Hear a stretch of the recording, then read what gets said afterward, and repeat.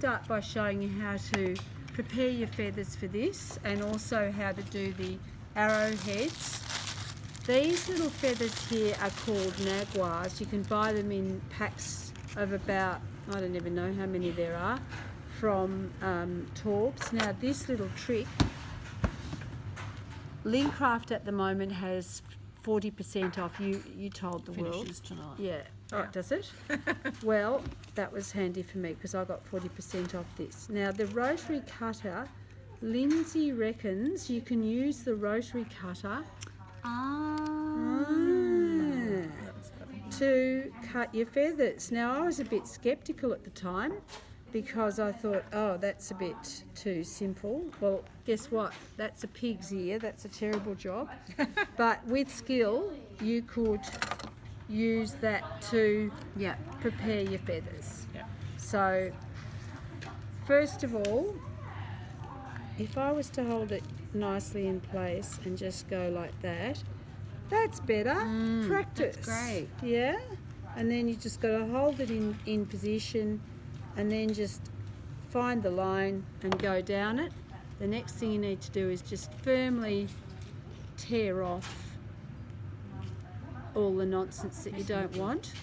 And for those flowers, what they need to do is have a short little stem, around about that much. So you need a gradation of sizes, starting from small and cute in the centre and then getting bigger as they go out. So we're not going to sit and watch me do 200 of those. Oh, how many do you reckon's in one flower? Probably 30, something like that. Yeah. But this little gnats... How many did you say they come in the packet generally? You can count. Okay, I'll count them later. Thanks, Miss Serena. So what I'm going to do here again for this little turkey feather is to start off by tearing the naughtiness off the bottom. So now it's nice and symmetrical. Now you all know with these that they look one way or the other. They're left-handers and right-handers. So when you're trimming your hat, you've got to decide, okay, I want that to lift upwards and I want it to start on the right and go up to the left, or this is going to go down. So it depends what you want. I like them to go up myself, but if I was doing a cluster of them, I might want a balance of supply. So ditto here, but I'm going to use the scissors this time because I'm more confident with those. So I'm just going to start at the tip, right beside it, go along like that, and catch up where I left off, and nice straight line. This has been in the sun, you can see it's faded a little bit, so we might have to colour it up. Here's trouble. Hi, cutie. And ditto here, so I'm trying to get that to be symmetrical, and so there's a nice long sharp arrow. Now who's got an awl in there? No, not on me. What's an awl? Oh, I'll get one later. It's a little sharp sort of thing that if you wanted to kill someone without leaving a trace, you could actually go. Oh, is it like an ice pick?